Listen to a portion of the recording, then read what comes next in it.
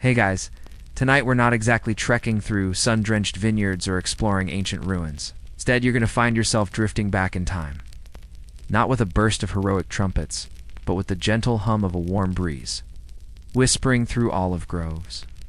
You're standing, or perhaps more accurately, floating, in a place steeped in mythology, where the air itself feels thick with forgotten stories and the faint scent of, well, you'll see, the kind of quiet stillness that makes your eyelids feel heavy. A world where the most dramatic event might be a god having a slightly clumsy day. You probably won't survive this level of utter calm, but hey, at least you'll be well rested. So, before you get comfortable, take a moment to like the video and subscribe, but only if you genuinely enjoy what I do here. Let me know where you're listening from and what time it is for you. Now, dim the lights, maybe turn on a fan for that soft background hum, and let's ease into tonight's journey together. You find yourself in ancient Delphi, but it's not the bustling oracle hub you might expect from a textbook.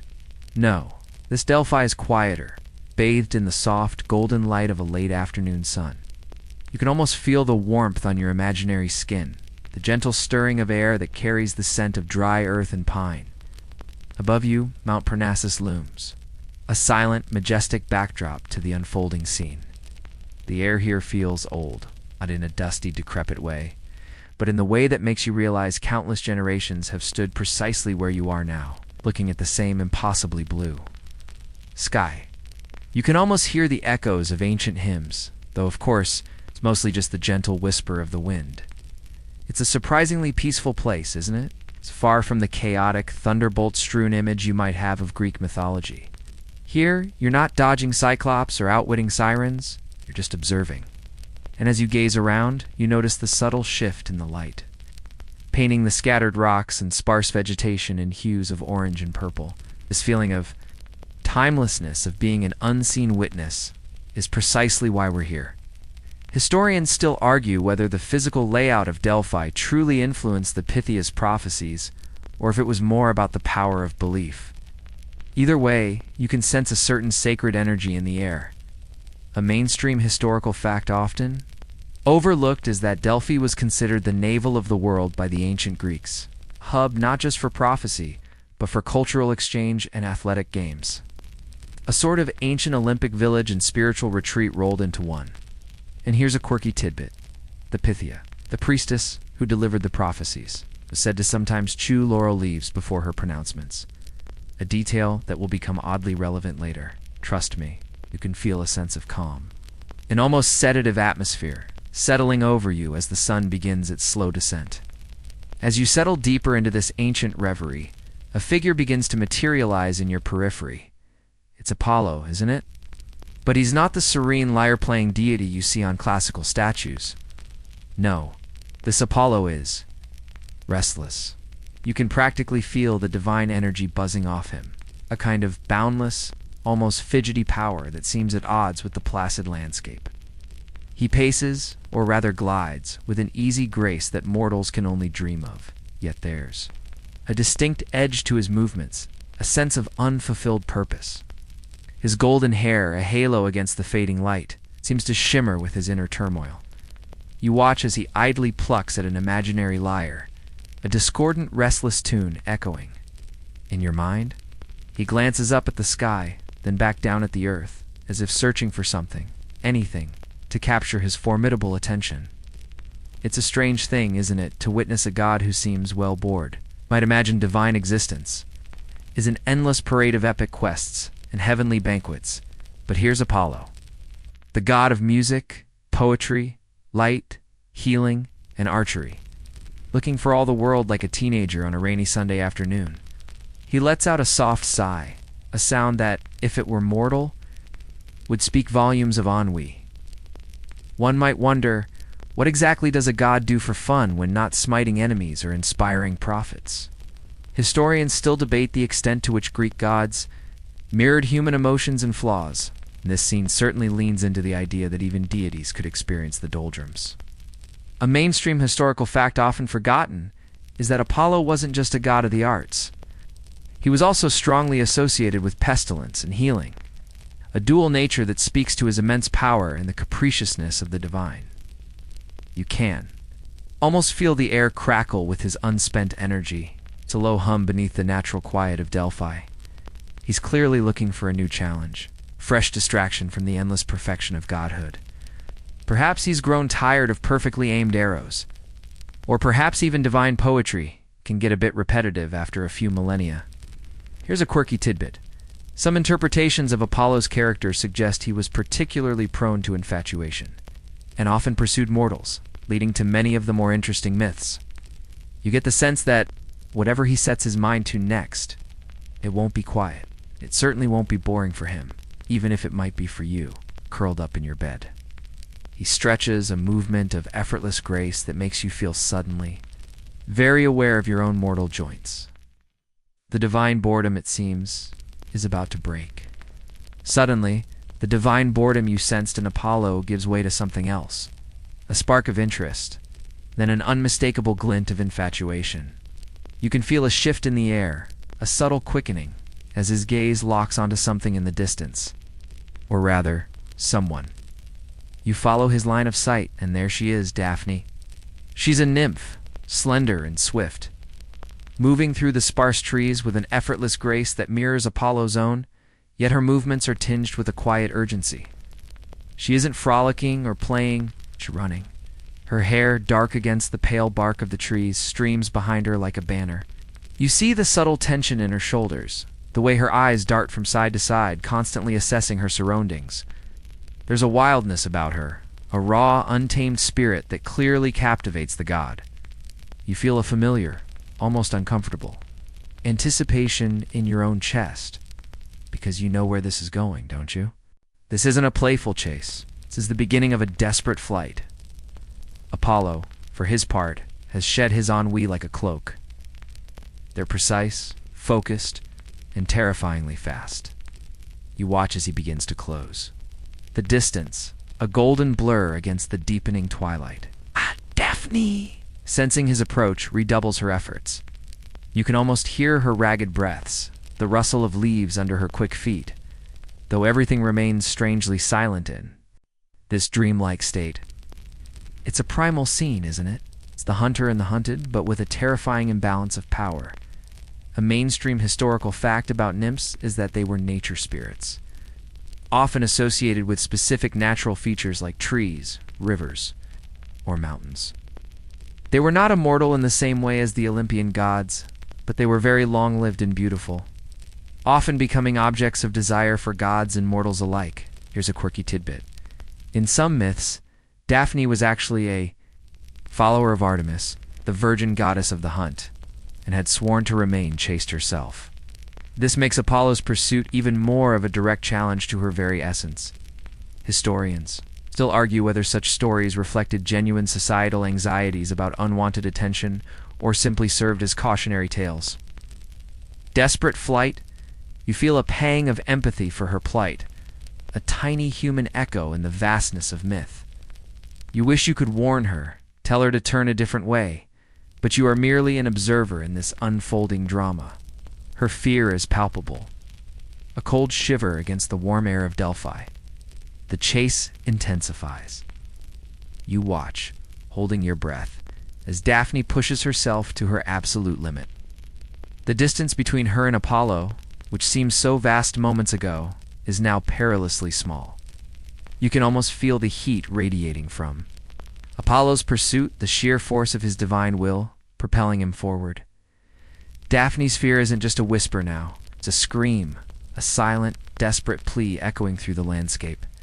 Her vision blurs with effort, her lungs burning, yet she presses on, fueled by an instinct for self-preservation that transcends mortal endurance. Then, just as Apollo's hand seems poised to grasp her, just as you brace yourself for an outcome, you dread something extraordinary happens. Daphne cries out, not to Apollo, but to her father, the river god Peneus, or perhaps to Gaia, the earth itself. It's a raw, elemental appeal for salvation, for escape from a fate she refuses to accept, and the world, in this moment of profound crisis, answers, You witness the transformation in vivid, almost painfully slow detail. Her soft skin, where Apollo's touch would have landed, begins to harden, to roughen, turning to bark. Her delicate fingers, outstretched in flight, stretch and stiffen, branching out into slender twigs. Her hair, so recently a flowing banner, of dark strands unfurls into a canopy of green leaves, each one meticulously forming before your eyes. Her feet, pounding the earth moments ago, root themselves deep into the soil, anchoring her to the very ground she fled across. It's a breathtaking, horrifying spectacle of divine intervention. One moment, she is a fleeing nymph, full of vibrant life and terror.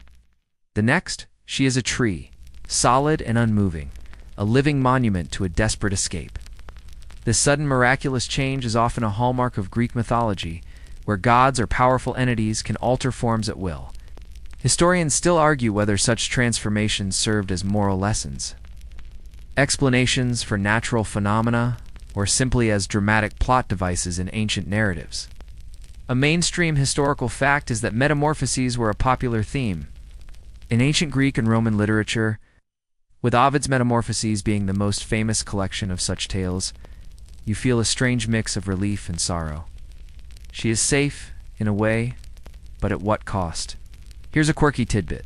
The laurel tree, into which Daphne transformed, was sacred to Apollo even before this myth became widely known, which gives a rather ironic twist to the story. You can almost feel the earth sigh with the completion of the metamorphosis. The air settling back into its quiet hum, leaving you to ponder the weight of such a drastic, permanent change. The silence that follows Daphne's transformation is profound, broken only by the gentle rustle of new leaves and a phantom breeze. You observe Apollo, frozen for a moment, his hands still outstretched, hovering where he expected to grasp flesh, but found only bark. Its golden aura, so vibrant with pursuit moments ago, seems to dim, softening around the edges. You can sense the sudden shift in his divine mood, from eager desire to a deep, pervasive melancholia. He approaches the newly formed laurel tree, not with the predatory energy of a hunter, but with a hesitant reverence. He traces the smooth, green leaves, each one perfectly formed, a testament to Daphne's desperate plea and the earth's swift response. There's a profound sadness in his eyes, a stark contrast to the divine boredom you observed earlier. This isn't a god throwing a tantrum. This is a god experiencing a very human emotion: regret. He speaks, though the words are for you alone to hear in this quiet space, vowing to honor Daphne in her new form, to make the laurel his sacred tree. God. Its leaves forever crowning victors and poets. This act of Apollo's, this immediate declaration of devotion to the transformed Daphne, is a pivotal moment in the myth. It shows a different side of the often capricious gods, a capacity for genuine, albeit complicated, affection. Historians still argue whether Apollo's subsequent reverence for the laurel was an act of genuine love or a means to salvage his pride after being thwarted. A mainstream historical fact is that the laurel wreath became a potent symbol of victory and honor in ancient Greece and Rome, adorning the heads of Olympic champions, emperors, and poets. You can almost feel the weight of this new symbolism settling upon the quiet grove.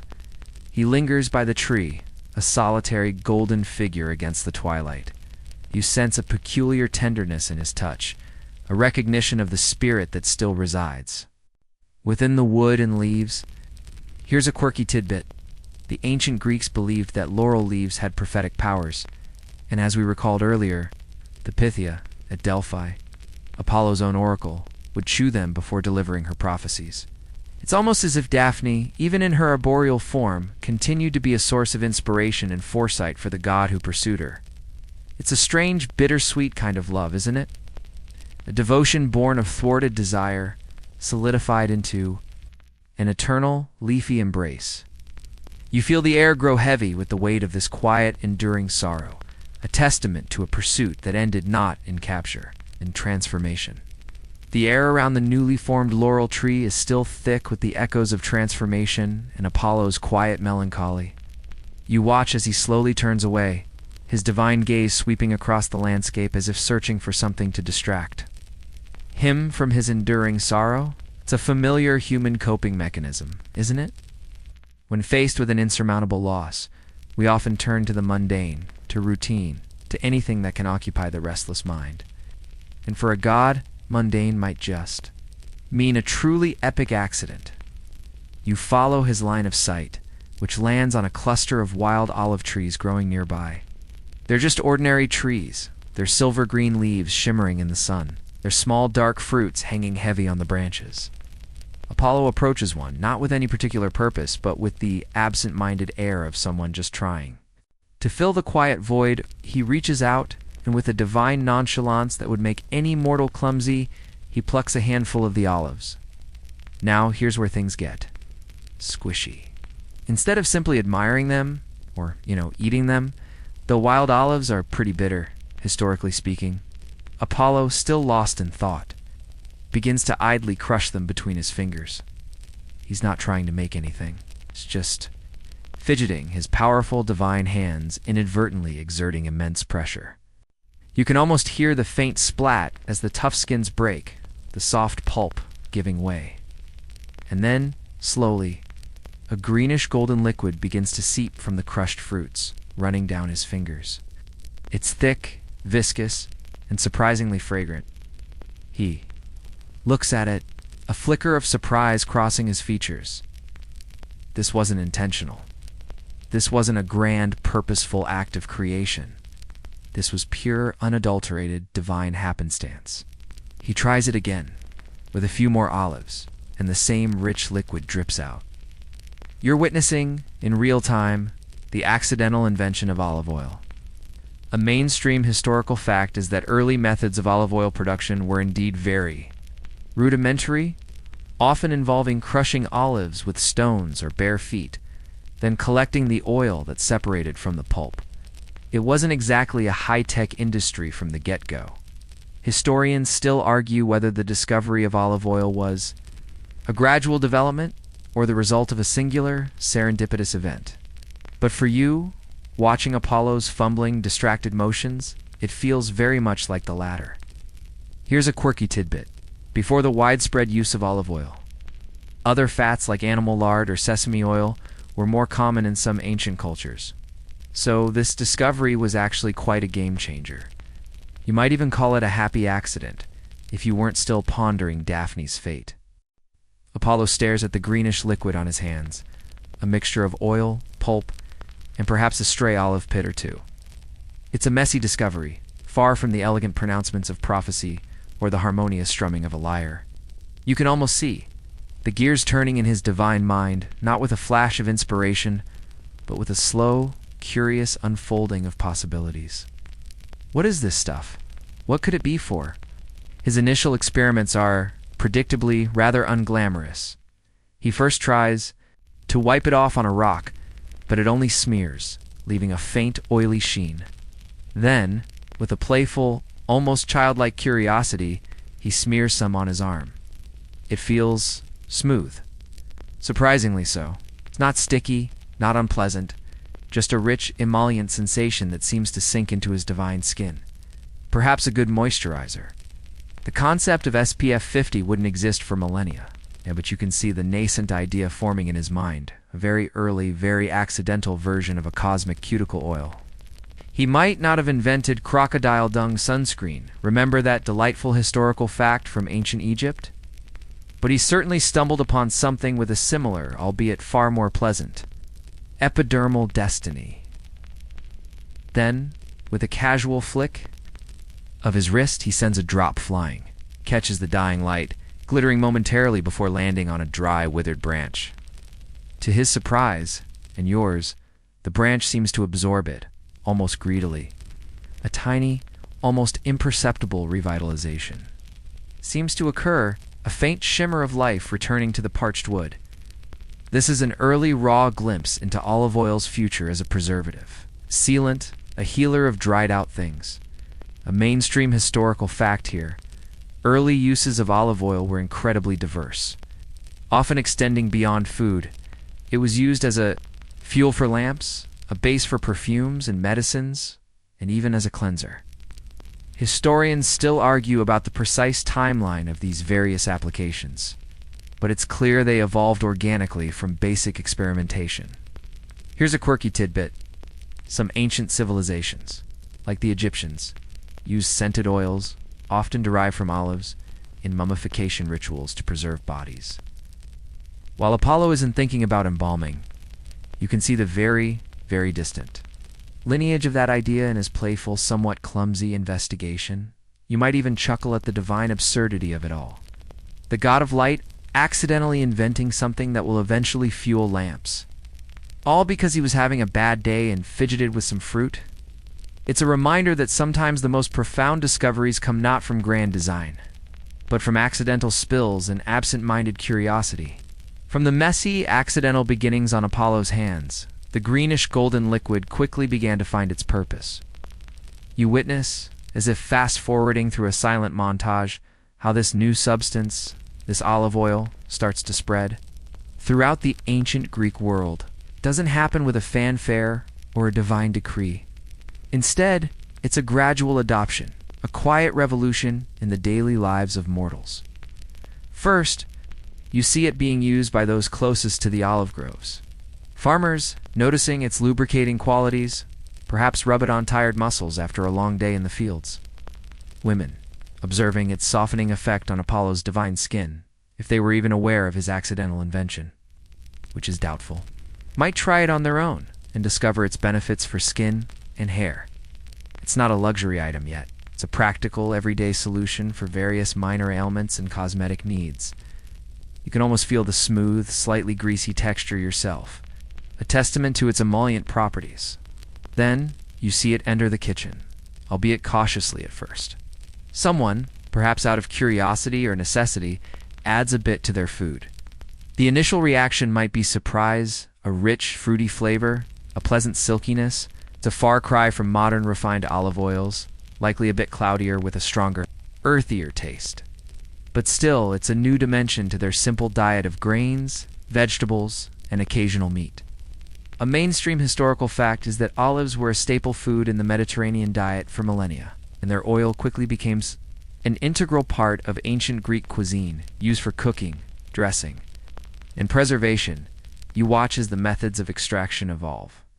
No longer just a god's clumsy fingers, now there are simple stone presses. Then more sophisticated leverage systems, allowing for larger quantities of oil to be produced. The discovery becomes less about divine accident and more about human ingenuity and refinement. Historians still argue about the exact point at which olive oil transitioned from a utility to a culinary cornerstone. But it's clear its widespread acceptance was swift once its benefits were understood. Here's a quirky tidbit. In some ancient Greek city-states, olive oil was so valuable that it was used as a form of currency or as prizes in athletic competitions. Imagine winning a gold medal, and instead of a shiny disc, you get a giant amphora of liquid gold. You can almost hear the murmurs of appreciation, the quiet hum of an expanding industry, as the gift of Apollo's accidental invention begins to permeate every aspect of Greek life, moving beyond personal use to become a commodity. As olive oil's presence grew, you witness its humble beginnings expand far beyond the kitchen. It becomes less just a foodstuff and more a versatile, almost magical substance, woven into the very fabric of daily life and sacred rituals in ancient Greece. You see it gleaming in the soft glow of lamps, illuminating homes and temples after dusk, a gentle, flickering light that speaks of comfort and contemplation. No longer just a source of calories, it now literally brightens their world. Then, you see it in the hands of healers. Physicians, or what passed for them in those days, would mix olive oil with various herbs and plant extracts, creating soothing salves and invigorating liniments. You can almost smell the earthy, medicinal scent, imagining it being rubbed onto sore muscles, aching joints, or minor cuts. It was considered a powerful emollient, a carrier for other healing agents, and a gentle protector of the skin. Think of it as the ancient world's answer to everything from Vicks Vaporub to expensive face cream, all in one golden liquid. Its role in beauty and hygiene becomes prominent too. You observe athletes glistening with oil before their contests, not just for a sleek appearance, but also to protect their skin from the sun and dust, and to make it harder for opponents to get a grip during wrestling matches. Afterward, they would use a stridula-curved metal scraper to remove the oil, sweat, and dirt, a surprisingly effective ancient exfoliation ritual. Imagine that post-gym routine. A mainstream historical fact is that olive oil was a primary cleanser and moisturizer in the ancient world, as soap as we know it didn't exist. Beyond the practical, olive oil quickly takes on profound religious and ceremonial significance. You see it being poured as libations to the gods, a precious offering symbolizing prosperity and peace. It anoints statues of deities, consecrating them, making them sacred. You watch as priests use it in purification rituals, its smooth, clean essence believed to wash away spiritual impurities. Historians still argue about the precise origins of olive oil's sacred status, whether it was inherent or developed from its practical value. Here's a quirky tidbit. Some ancient prophecies were said to be revealed through the patterns formed by olive oil poured into water, a kind of ancient, oily scrying. You can feel the deep respect, almost reverence, that the Greeks held for this golden liquid, elevating it from a simple commodity to a symbol of their very civilization. As olive oil permeated every facet of ancient Greek life, so too did the olive tree itself rise in prominence. You find yourself wandering through a landscape increasingly dotted with these hardy, venerable trees. They're not just any trees. They feel ancient, wise, their gnarled trunks twisted into sculptures by centuries of wind and sun. You can almost hear the soft, metallic rustle of their silver-green leaves, a gentle symphony that is accompanied. Generations, the cultivation of olive trees wasn't just farming. It was a way of life, a deep connection to the land and the rhythms of nature. You observe farmers tending their groves with meticulous care, understanding that a single tree could sustain a family for generations. The process was slow, demanding patience and foresight, as olive trees take years to mature and bear fruit. But the reward, that precious oil, was worth the wait. It became a legacy passed down, a tangible inheritance from one generation to the next. You see the groves not just as agricultural land, but as sacred spaces. People would gather beneath their shade, holding discussions, making deals, or simply finding respite from the Mediterranean sun.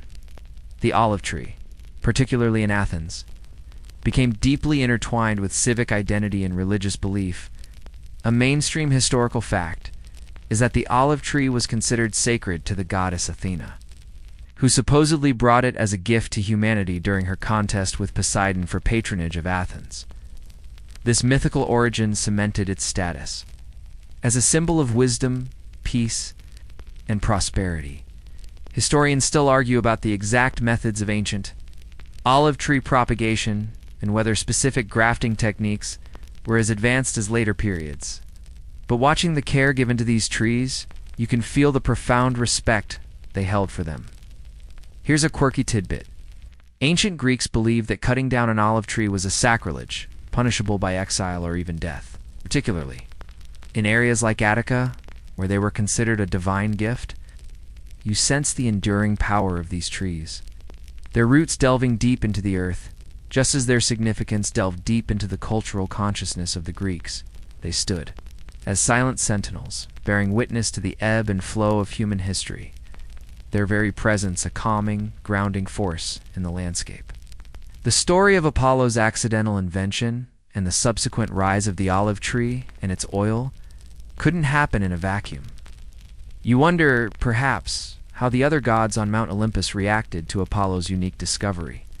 Were they impressed? Amused? Or did they just see it as another one of Apollo's eccentricities? You might imagine a divine committee meeting with Zeus, perhaps stroking his magnificent beard while Hera rolls her eyes.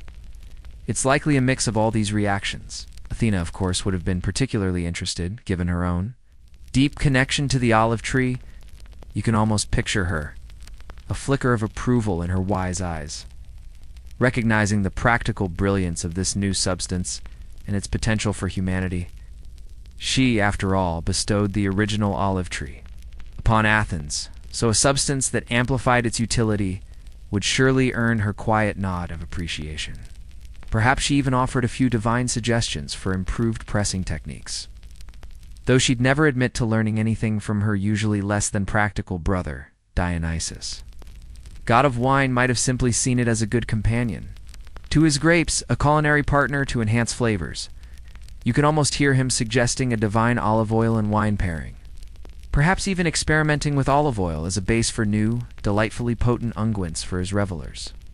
He's probably less concerned with its sacred properties and more with its capacity for sensory pleasure. Then there are the less benevolent gods. Perhaps Ares, god of war, would have scoffed, seeing little use for something so peaceful and domestic. He'd probably prefer a good, sharp spear to a bottle of olive oil any day, unless it could be used to oil his armor, making him even more terrifyingly agile on the battlefield. And Aphrodite? She'd instantly recognize its potential for beauty and seduction, perhaps even claiming it as her own secret ingredient for divine allure. Never mind Apollo's clumsy origins. A mainstream historical fact is that intergod relationships in Greek mythology were often fraught with jealousy, rivalry, and shifting alliances, reflecting human political dynamics. Historians still argue about the extent to which these myths were used to explain natural phenomena versus serving as allegories for human behavior and societal norms. Here's a quirky tidbit.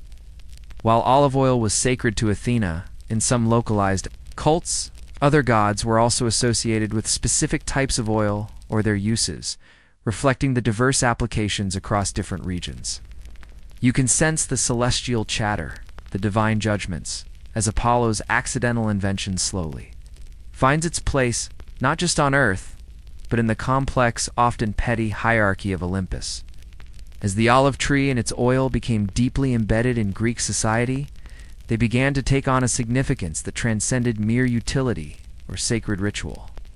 You see the olive branch in particular emerge as a powerful and enduring symbol, one that resonated deeply in a world often consumed by conflict. In a landscape frequently scarred by skirmishes between city-states, the olive branch offered a poignant counterpoint, a symbol of peace. Imagine a messenger approaching a besieged city, not with a raised sword or a declaration of war, but with a simple sprig of olive leaves. This act, instantly recognizable across the Hellenic world, signaled a desire for parley, for a cessation of hostilities, for a chance at reconciliation. It was a universal sign, understood by all, that represented a truce, a moment of calm in the storm of battle. You could almost feel the collective sigh of relief that would ripple through the ranks. The lowering of weapons, the sight of that unassuming green branch, this adoption of the olive branch as a symbol of peace wasn't just a convenient metaphor. It was rooted in the very nature of the olive tree itself. Its longevity, its slow growth, its dependence on stability to flourish, all lent themselves to the idea of lasting peace. Unlike the rapid, destructive force of war, the olive tree represented slow, steady prosperity. A mainstream historical fact is that the olive branch was widely used in ancient diplomacy and became an iconic symbol of peace. Still recognized globally today, historians still argue about the precise timeline and cultural exchange that led to its widespread acceptance as a peace symbol across different ancient civilizations. But its enduring power is undeniable. Here's a quirky tidbit. In some ancient Greek city-states, during times of truce, athletes competing in the Olympic Games were guaranteed safe passage, even through enemy territory, under the protection symbolized by the olive wreath. This highlights its role not just in ending conflict, but in enabling a different kind of human interaction. You sense the profound yearning for harmony that must have existed in a world so often at war, finding its quiet, powerful expression in the unassuming beauty of a simple olive branch, a testament to what could be built when swords were put down. Centuries have passed since Apollo's accidental invention and Daphne's leafy transformation. Yet the echoes of these ancient events resonate with surprising clarity in your present-day world. You might not see gods wandering through groves, but the legacy of the olive, and by extension, the oil, continues to shape your daily life in subtle, persistent ways. Think about your kitchen, for instance. That bottle of olive oil sitting on your counter, whether it's extra virgin, light, or just plain, is a direct descendant of that clumsy divine moment. You use it to saute, to dress salads, to dip bread, fulfilling its ancient culinary role. The very phrase Mediterranean diet, praised for its health benefits, places olive oil at its heart, a testament to its enduring nutritional value. A fact that would have surprised precisely 0 ancient Greeks. Beyond the kitchen, its presence is just as pervasive. Look at your bathroom cabinet. Many modern cosmetics, lotions, and soaps still proudly list olive oil as a key ingredient, lauded for its moisturizing and soothing properties. Remember Apollo's first accidental smear on his arm? That was the genesis of a multi-billion-dollar beauty industry, proving that sometimes the best innovations come from divine clumsiness. You might even find it in artisan soaps, a callback. To its ancient use as a cleansing agent, the symbolism endures too. The olive branch, as you know, remains a potent emblem of peace. Visible in countless emblems, flags, and diplomatic gestures around the globe, it's a mainstream historical fact that this ancient symbol has transcended cultures and millennia to retain its universal meaning. You see it depicted in art, etched on monuments, and invoked in speeches. A quiet nod to the ancient desire for harmony that you observed earlier. Historians still argue about the exact lineage of specific olive tree varieties and their global spread, but the tree itself, with its gnarled trunk and silvery leaves, still symbolizes resilience and longevity. Here's a quirky tidbit. The oldest living olive tree is believed to be over 3,000 years old, located on the island of Crete, a living, breathing connection to the very origins of this story. You can almost feel the continuity, a seamless thread stretching from the sun-drenched hills of ancient Delphi to the globalized shelves of your local supermarket. Okay? A testament to an accidental invention that truly stood the test of time. Despite the clear historical trajectory and enduring impact of Apollo's accidental olive oil, there remain corners of this ancient tale where scholarship and speculation still meet. You might wonder, for instance, about the specifics that historians continue to debate, the nuanced questions that keep researchers up at night. It's far removed from your cozy bed. One significant area where historians still argue is the true origin of olive cultivation. Was it a single point of discovery, spreading outwards from a mythical or proto-historical center? Or did independent communities across the Mediterranean basin gradually discover its utility? While our story presents Apollo's singular fumbling moment, the archaeological record suggests a more gradual, perhaps multifaceted, domestication process, making the divine intervention a poetic explanation rather than a literal historical account. It's a fascinating tension between myth and hard archaeological evidence, isn't it? Another point of contention revolves around the precise methods of ancient oil extraction.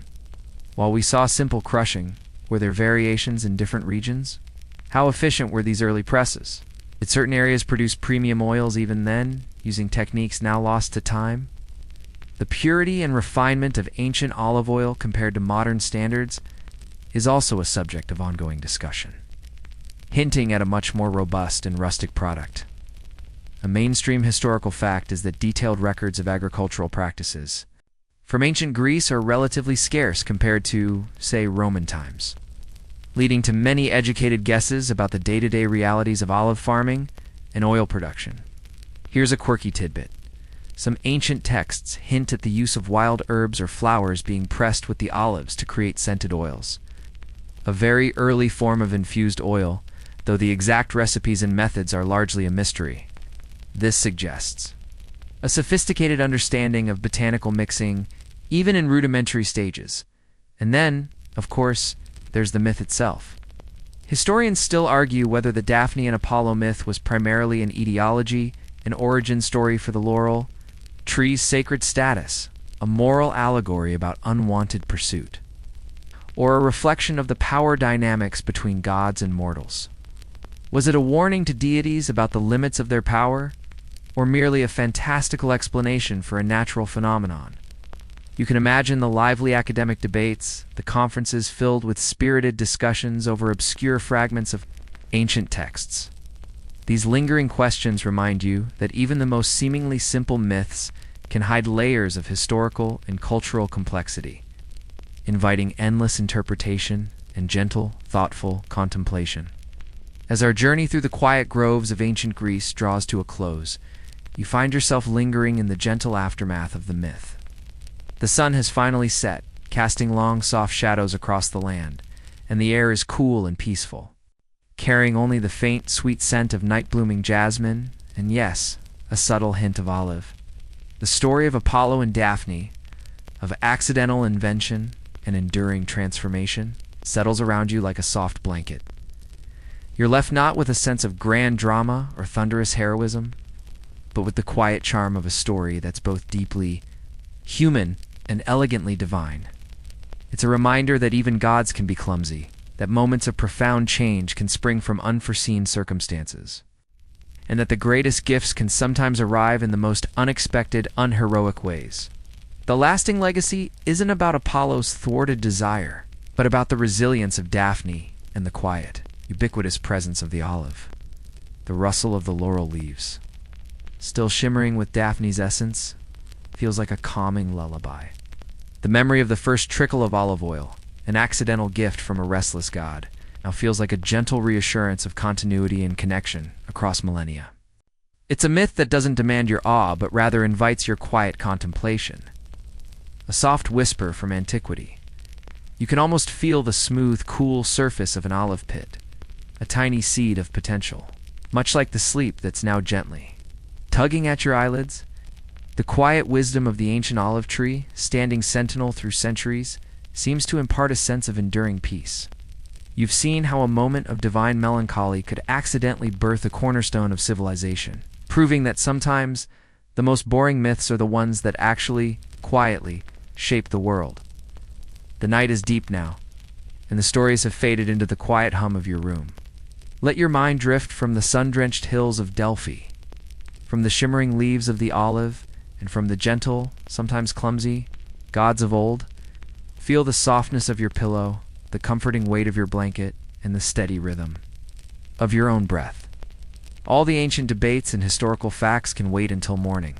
For now, simply allow the calmness of the narrative to wash over you, smoothing away any lingering thoughts or worries. Close your eyes, let your body relax completely, and sink into the profound stillness of the night. There's nothing left to do but rest. Sweet dreams.